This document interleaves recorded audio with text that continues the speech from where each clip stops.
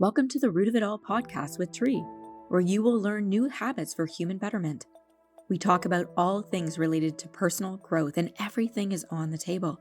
Each episode will explore different topics like self-care, mindfulness, goal setting, and more, with a focus on practical tips and actionable advice you can start implementing in your life today. Our goal is to help you become the best version of yourself and live a more meaningful life. So grab a drink, cozy up, take your dog for a walk, or go for a drive. Join us for some fun and meaningful conversations with some amazing humans. Let's grow together. All right. So, welcome to the Root of It All podcast with Tree. I'm just getting this all set up and we're recording. Okay, awesome. So, today I am here with Gabby and she is from Team Gabatron. She is a awesome motivator. She has amazing energy and you guys are going to find that out as we're talking along. And how, like, accidentally on purpose, we both came from the gym. So, and that's where we met, and that her energy is amazing, and I was like, I need this girl on the podcast. So thanks for coming, and introduce yourself. Tell people how you actually got into being a personal trainer. Well, thank you, Tree. Thanks for having me here on the podcast. My name is Gabby. I'm the leader of Team Gabatron. I'm a personal trainer by trade, but just a human. As we all are. As we all are. Yeah. I got into personal training, so I did my background study in kinesiology at U of T at the University of Toronto, and from there I got into training. I've always been involved in athletics and sports. So I've always wanted to kind of continue on with that journey and work with what originally it was athletes. Now I actually work with a lot of the general population. I still do work with athletes, young athletes, older athletes, pre and postnatal natal athletes. Everyone is an athlete in my eyes. It's just kind of bringing out that in the individual, and yeah, so that's kind of how it's led me to this journey, and I'm here So today. I don't think I've ever asked you, what's your favorite sport to play? I field hockey. Okay, and just a funny thing. So I knew that she played a certain sport, and I was asking her, I'm like, what's that sport that you play with a stick in the field? It's just like, That field that hockey. would be Yeah, field that would be hockey. it. Okay. Yeah. So I know nothing about field hockey. So is it similar to a soccer, but you have a stick, or is it more closer to actually hockey on ice? It's closer to field hockey, to football. Well, soccer, like internet, we call it football. Yeah. But where we play on the same size of field and the positions are similar. However, there's no offsides in field hockey the way that there are offsides in football. But then similar to ice hockey because you're playing with a stick, but also not really because the stick is just shaped differently. How big's the ball? Is it like a grapefruit? It's a little bit bigger than a lacrosse ball. Yeah, like a smaller than a grapefruit, but like a little bit bigger than a lacrosse ball. Okay. So I don't even know if that's softball, like slightly smaller than a softball. Okay. Yeah. All right, cool. And then is the net the same size as a football or soccer net? No, it is smaller. It is smaller than and it's at the base of the net, it's actually wood. Oh. Yeah, so it's wood with like metal steel, like So it has to go over like a bottom lip kind of thing? no, like there's no lip at the front, but it's just like it with where a football net, it's like the net, like you have the post and then the net. With a field hockey net, you have the post, a wooden like base that only has a hockey net? Yeah. Yeah, okay. Yeah. Okay. And then you have the mesh. Oh, okay. Well, see, we're learning all kinds of things. This is awesome. So what connected Gabby and I together is very like an energetic thing. And a lot of the conversations that we've had and that we want to share with you is about this energetic thing. So when we first met, it was interesting because you were learning about sort of human energies or energies around. And I remember a lot of times you're like, is this right? Is this what I'm like? And it was interesting. It was so cool to be sort of guiding you along from this side. And for people listening to this to learn about it, because I was just telling you, I have another client that's just before we hit record, I was telling her, I was like, yeah, I have this other client that is at the stage where you were at, like a few months ago, actually months ago. And so teach people about your discovery of learning more about humans' energy, your own energy, and how you can shift it in yourself and others. I guess that was like 3 questions in one, but go, whatever, So, however you want to answer. Yeah. so I guess where I'll start with like my energy and kind of just like coming to wanting to learn even just more about it for myself. I've always sort of had inclinations, I guess, and I think is the word that I'm going to use, or Mhm. even almost like a little bit of deja vu, or like sometimes I'll meet people and you kind of just vibe with people, but not knowing that, whatever, I guess like my gut feeling was Mhm. something that I should be paying attention to. Yes. And Yeah. that for me has always been something that whether I don't know, I guess my parents when I was younger, like there's no such thing as the boogeyman, but like, oh, like is there something like maybe there is something on It's the like other an side. energy kind of thing. Right, like what is it, right? But I've always guessed been a very spiritual person, and so thinking outside of the box where some things could be possible, where it's like okay, like something really is kind of off with this situation or right with this situation.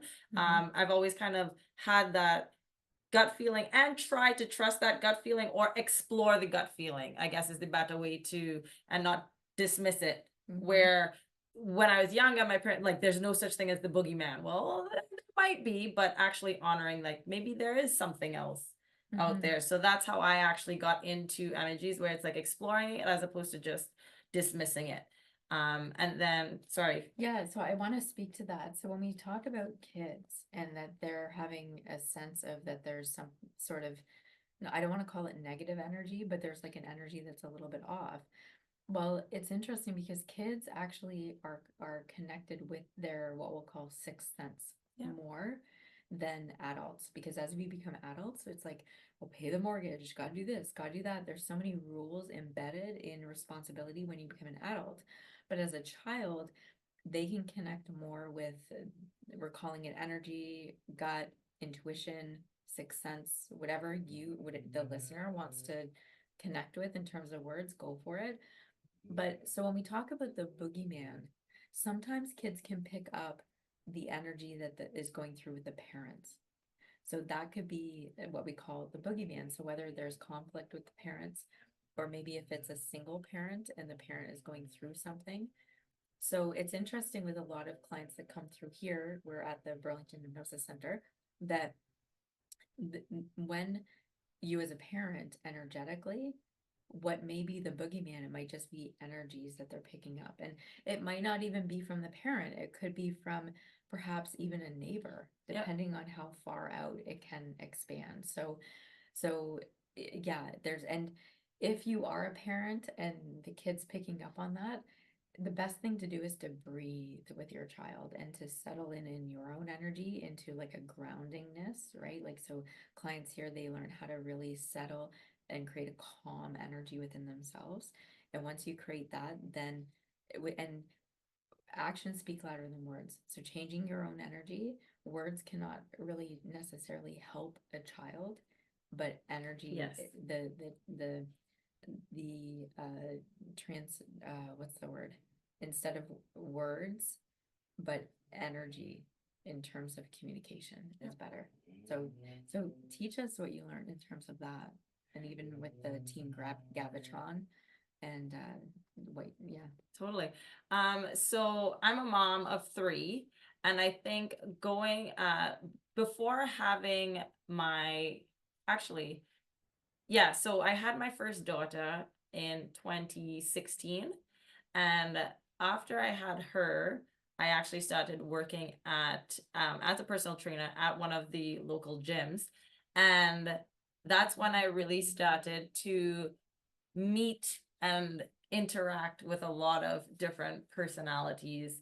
And the one thing I learned during parenthood that I was able to apply over to working with um, clients is honoring everybody's individuality, learning about their perceptions of like what they are experiencing, but then starting to decipher the fact that like, okay, everything that they're feeling, some of the energies that are taking place might be theirs, might not be theirs, but I actually learned all of this through becoming a mom. So my daughter has actually, and actually experiencing, my first daughter actually experiencing motherhood and learning I started getting into horoscopes. I started learning a lot more about birthdays. She's a Libra, and like just observing her and not trying to impart any of my parents' teachings or beliefs, old beliefs, old beliefs, or I guess rules that I typically didn't resonate with, and just observing this fresh new human being, because I love the way you say that, this fresh new human being. Yeah, that's true. Untouched, keep going. Love it. Untouched by the world, and just allowing her to develop herself and, you know, experience life and like navigate through it. Because then I took that over to my clients. A lot of the things that my clients have been through throughout their lives, most of them are their world is created by all of these different rules. Some of them they don't resonate with, some of them they've been like genuinely they're like, oh, this is absolutely not it, and others where they've forced themselves to resonate with, and then using my passion and like my career to allow them to almost break free of these shackles. So in hypnosis and neurolinguistics, we call that a rules alignment. So you're letting go of old unwanted rules, and we can do that through Ho'oponopono, or letting things go, which is a beautiful old Hawaiian technique to really disassociate from things that aren't serving you.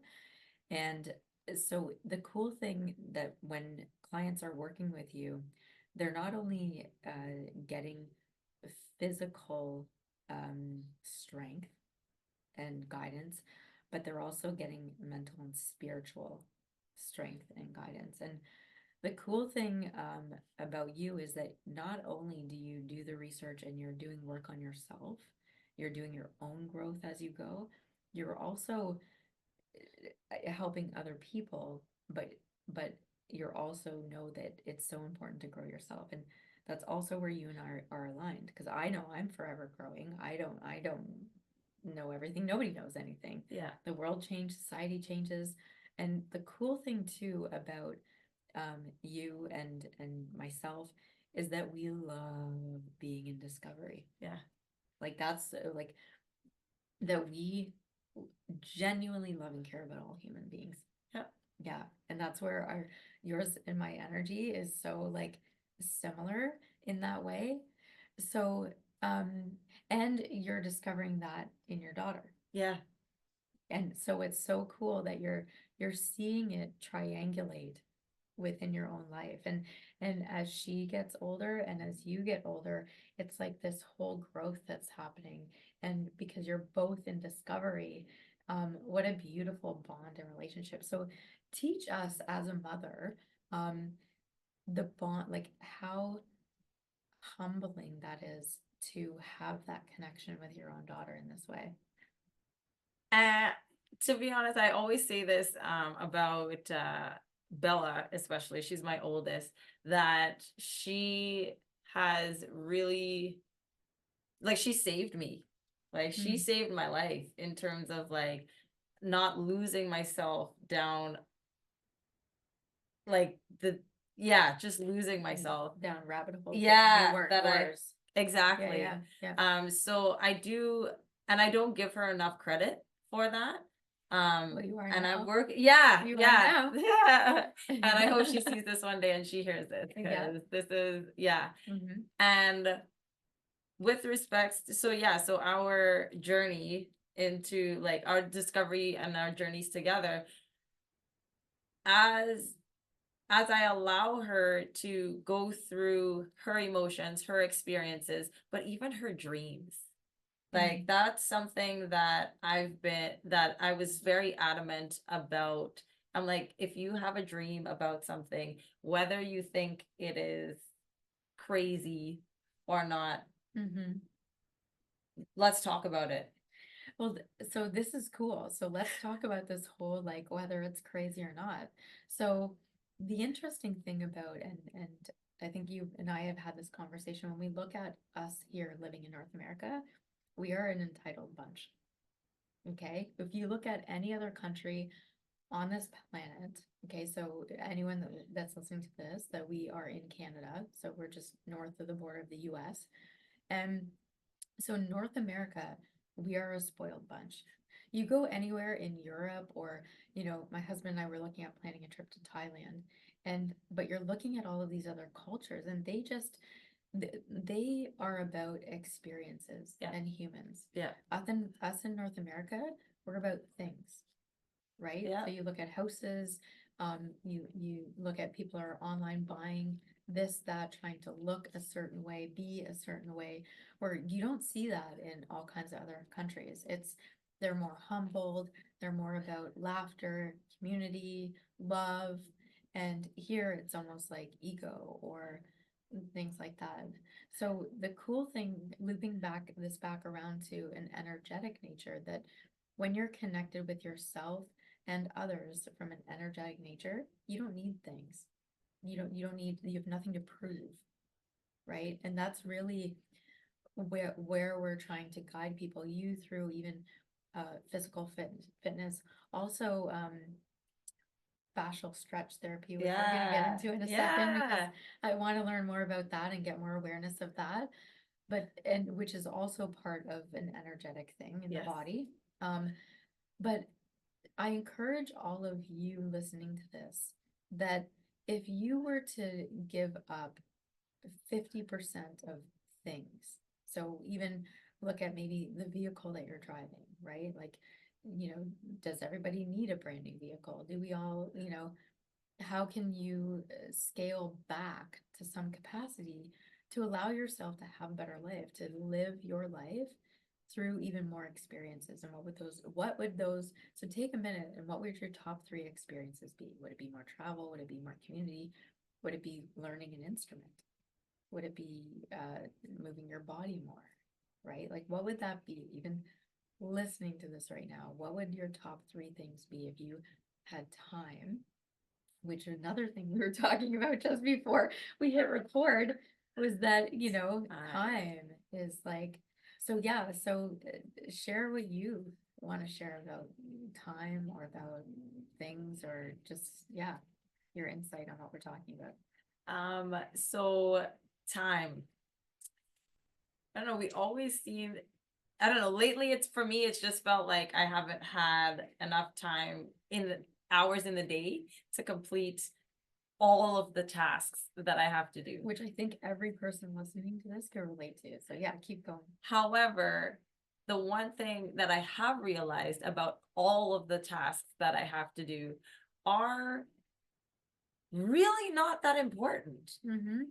So yes, I have a job. Yes, there are things that I need to complete in order for the day to go, or like my children have to go to activities, all these types of things. It can all stop. Mm-hmm. And then what? Yeah, the world's not going to fall apart. It's just still not. Gonna be there. It's just not, right? And then what I've noticed is, we were chatting about just like the power of attraction, the law of attraction, or just like manifestation. Yeah. I've been excited to have more time to do things like go to the movies with my kids, to do things like connecting with other people. And I've been excited about doing these things, not knowing when that's going to happen. Then all of a sudden, the universe says, here's the time. Yes. And we're here. And like, I have the time now. And so it's just in my, like, it really is just like, I don't even know if the word is illusion, but it's, yeah. So perception creates reality. So that's it, right? So your perception was like, I'm busy, I'm busy, I'm busy. I don't have time. I don't have time. But when you let go of that perception, all of a sudden there was time. yes. Okay. So one thing I want to add too, I remember, so another thing that I want people to learn is about having a yes set mentality. So part of the energy that you and I surrender into is this sort of yes set mentality when it comes to adventures, experiences. Yeah.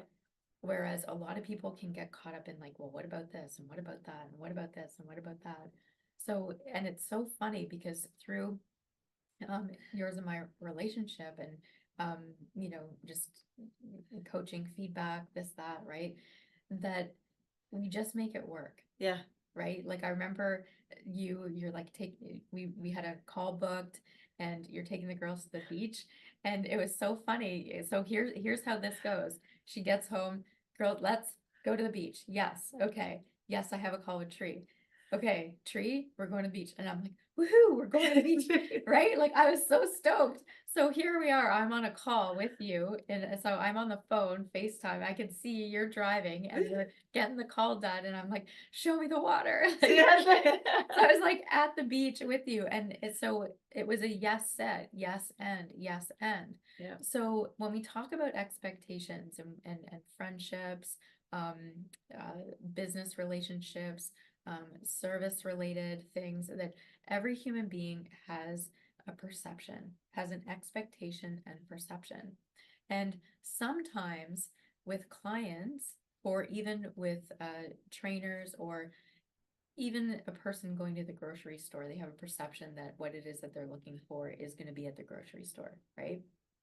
And so it's interesting when those expectations don't happen. So if somebody goes to the grocery store and it's not there, sometimes if that person is having a hormonal issue, or if say like their whole day, this went wrong, that went wrong, this went wrong, that went wrong, and then they get to the grocery store, all of a sudden they're gonna amp out on say the manager or the stock boy that's there. And you know, hey, is it the responsibility of the grocery store to make sure that absolutely everything is in stock every time somebody goes to the store? And I've actually been in a grocery store when I saw a guy amping out on somebody because something was on sale, and he was there Sunday night at 6 p.m. and they ran out.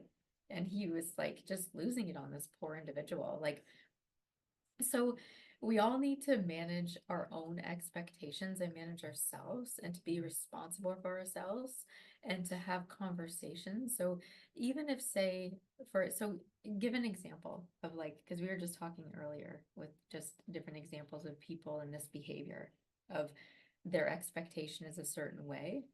And then also even giving feedback and receiving feedback. I think I can actually use myself as an example for this one. Like in terms of that ability to recognize, and it all goes back to just like energy, right? Like because you spoke about one thing leading to the next, and then ultimately the individual explodes, right? Like in being able to identify or even just take a pause. Like take a pause to recognize like, okay, what exactly is it that I'm upset about? How much control do I have over this situation? And that's what I actually use my job as. And training clients. I use training as like the modality of lifting weights to stress the body through sets and reps and sets and reps. And then they get their rest period to take that pause so that we can recalibrate and come back. And then when we take that, so I use that as almost like a place to apply the skill so that when we move to, so it's like you're boiling the water, the kettle's blowing, and then you're like, okay, you turn off the kettle, you reset, and then you go back. Yeah. And because then once we take that practice, place it into reality, it's now like, okay, this sounds like I've been here before. Where have I had the practice of this? Okay, I can identify now what's the stressor. Oh, the lifting weights is the stress. Okay, now there's another one. I'm still getting amped up. Like there's another superset. There's another exercise. Oh, there's another stressor coming in. The similarities between the two. Okay, someone else, there's another stressor coming in. If it's a tricep, I'm about to go over the edge. Oh, okay. Now we get a minute to pause. What exactly is taking place right now? Mhm. To then, yeah, recalibrate and getting, Yeah, and it's settling into the energy that's happening, right? So energy, force, like when it comes to weightlifting, but also too, it's what's going on in the mind. So the mind at that certain point, the mind can say like, oh, we can't do this, right? Where it's amazing that we actually can. yes, Like, so it's almost, I challenge you, everybody that's listening to this, where is it in your life that you get to a certain point and as your mind says like, oh, screw it, or oh, forget it. And I challenge you to push yourself even more from that point to see how much further you can go.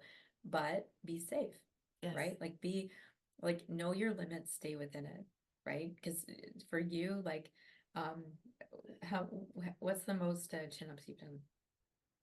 13. 13? Yeah. I thought it was 15. It's just, or 13. It's 13. 13? 50, like clustered, but yeah, 13 Okay. straight. Yeah. And so, and that's a lot. Like you think about like the chin ups, like you are pulling your whole body weight up with just your arm strength. And yeah, so champ, right? And so it's interesting. So they had a competition at the gym of like holding the plank. So Yeah. yeah, so I am the leader right now, knock Yes. on wood, hopefully, at 6 minutes and 30 seconds, I Yeah. think it was. I saw So that on the board today. yeah. So, but like at around the 5 minute mark, I got into the mindset of like, oh my gosh, I'm not gonna, yeah.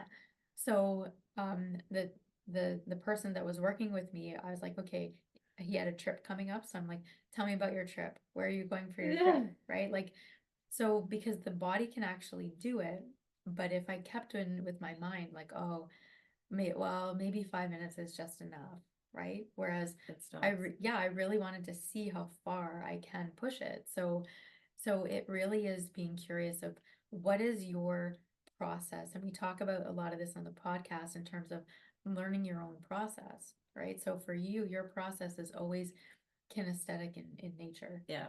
right? And mine is as well. But the people listening, it could be visual. It could be you need to listen to something to change things, but it's really about changing the energy to change the state of mind, change the state of mind, and change the energy. And be open to it. Yes. And openness to it, right? I The think yes a lot of set. times, yeah, a lot of times, a lot of us are looking for the answer.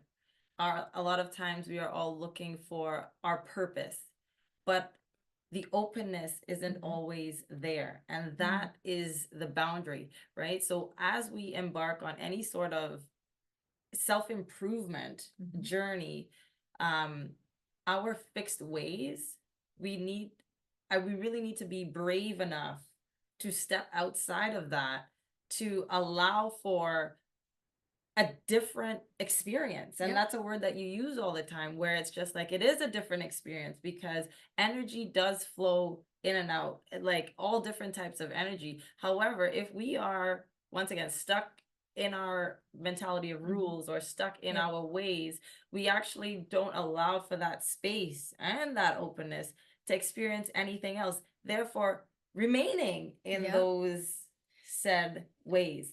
And personal training, or at least like my job, I I have I'm blessed to be able to challenge people to there is another way, and like, okay, here, let's try this other way. And that's the beauty of training and moving the body, because the body holds, like, we hold energy, right? Like, it takes energy for us to move our muscles from a cellular level. So the ability to try something different, a different modality, and me introduce a different modality, it allows the individual to then experience something that's completely different. It's like, whoa, I didn't know there was another side to all of this. So while training is can be looked at as like, oh, like it's just a bicep curl or a deadlift, and like it's actually, it flows.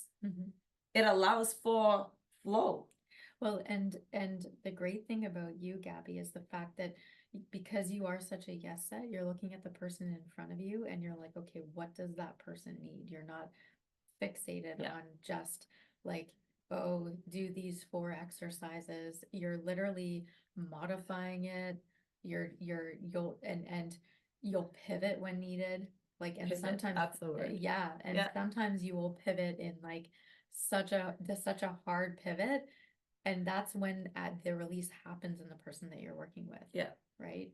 And that's the coolest thing, because us as humans, we have to be flexible. We have to pivot. We have to be comfortable with change to pivot enough. Be in such a yes set mood or attitude. Um, an example of this is like you're trying to get a child to do something, and it's just like back and forth. And in my generation, I know you're at least 10, 15 years younger than me, but it was like us as kids growing up, it's just the parents would be like, because I told you so. And that was it. That was like a hard, I told you, it's because I told you so. There's no other explanation. So us as a generation, we were forced to move what we call moving through frustrated desire alone. And that creates resiliency, right? Whereas now as a generation, these people, they're being taught to almost indulge their emotions, which is unuseful, where we have to move through it. So the great thing about you is that you're teaching people how to move through energy, how to move through their emotions of what's happening. Yeah. So there's a great segue to the Fascial stretch therapy. Yeah. Yeah. So teach us about that. So fascial stretch therapy, or FST, is a manual practice that uses traction, so pulling, as well as stretching and movement of the joints and the muscles to release tension in the body. So your muscles, so I'm gonna backtrack. So your muscles are wrapped in something called fascia. So it's like saran wrap. So it wraps around the muscle. Now, a lot of times we'll see people saying like, oh, this is tight, this is tight. We go to a massage, but then once we leave the massage, within 48 hours, it's like everything's kind of tight again.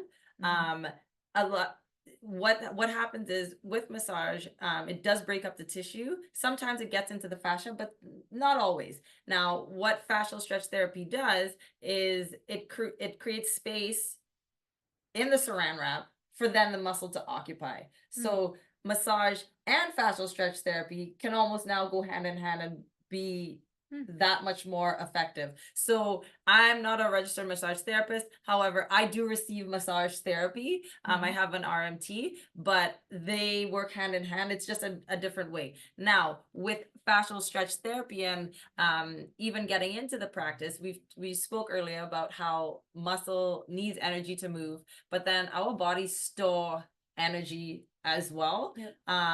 There are blockages, like if we talk about chakras, like that's a whole other rabbit hole, but maybe another podcast. I'll be back. We can talk about that. But your, as a, like, even just as a trainer, and when I explain this to clients, our bodies store stress in different areas, right? So from a muscular standpoint, not even an energetic standpoint, but this is how they're connected. A lot of stress is stored into the shoulders.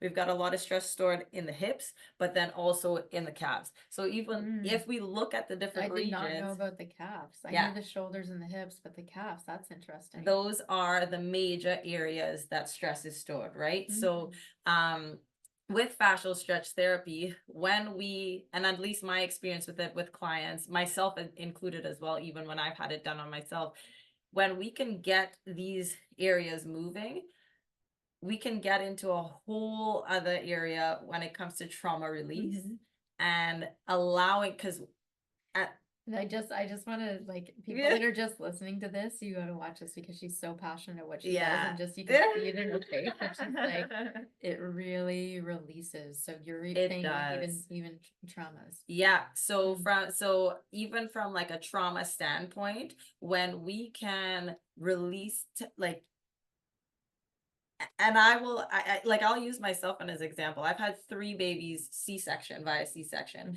So the amount of trauma that my body physically has endured in my hips, in my uterus, like it is the first time I did fascial that I had it done on myself, like I couldn't let go. Like my hips, I'm like, I'm trying so hard to relax, but it it just wouldn't. But then like when I eventually was able to, the types of things that kind of came to the surface in terms of like what happened in my first pregnancy, and how different it was compared to my second and third pregnancy. I was actually able to process and really move through those emotions and identify, okay, these are some of the things that are still I'm still holding on to. But if my hips are super tight, I'm not able to get to that point. And then as that relates to my weightlifting, if my hips are super tight, I'm not going to maximize my strength from a competition level. So they all go hand in hand. I'm not able to achieve my fullest potential from a physical standpoint if some things aren't dealt with. And it could also cause injury too. Right? Correct. Yeah, like it. So a lot of clients that are in here, they're holding so much tension that specifically if they're coming in for weight loss, we want to make sure that they're doing things slowly as they're releasing the stress. Then they're getting into more physical activity because we don't want any injuries to happen. Yeah. For sure. Yeah. It's so fascinating. The whole body is just such a fascinating thing. And I'm excited to, I have to come down and get book an appointment with you because I really want to experience that. I can't wait. So we're gonna have Gabby's all of her information and links and everything.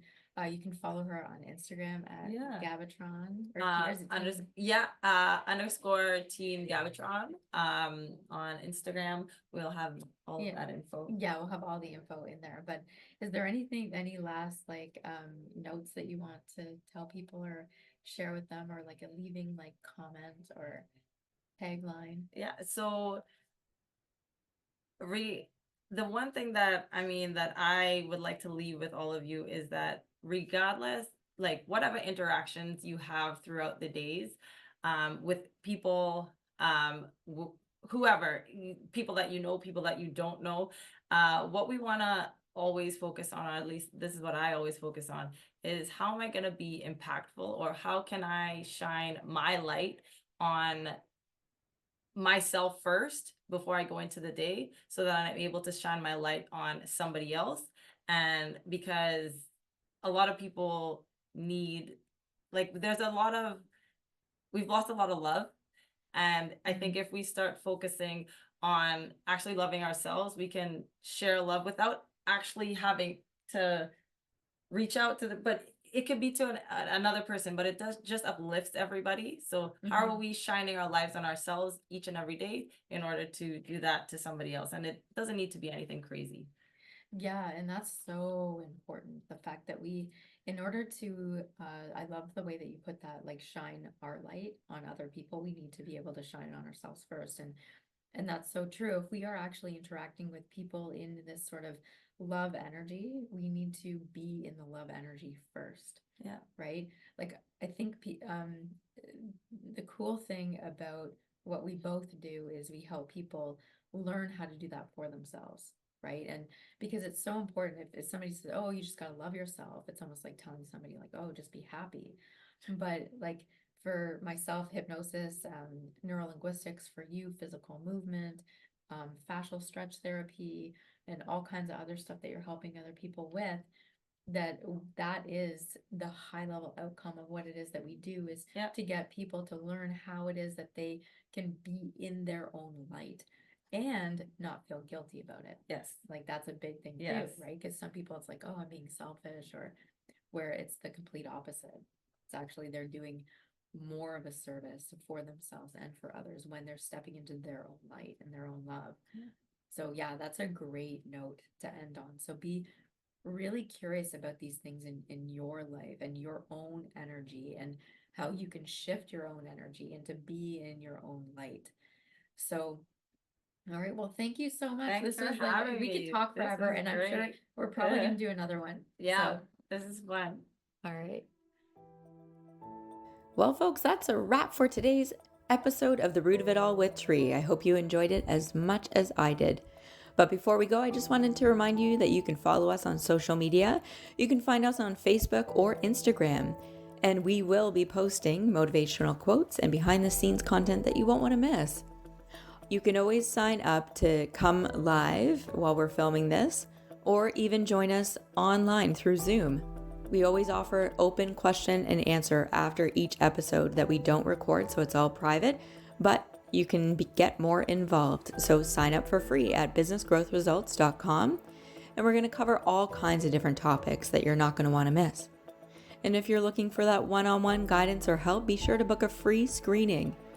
You can do that at burlingtonhypnosis.ca or call 905-634-4777. And finally, you can catch our podcast on all major podcast platforms, including Spotify, Apple Podcasts, and Google Podcasts.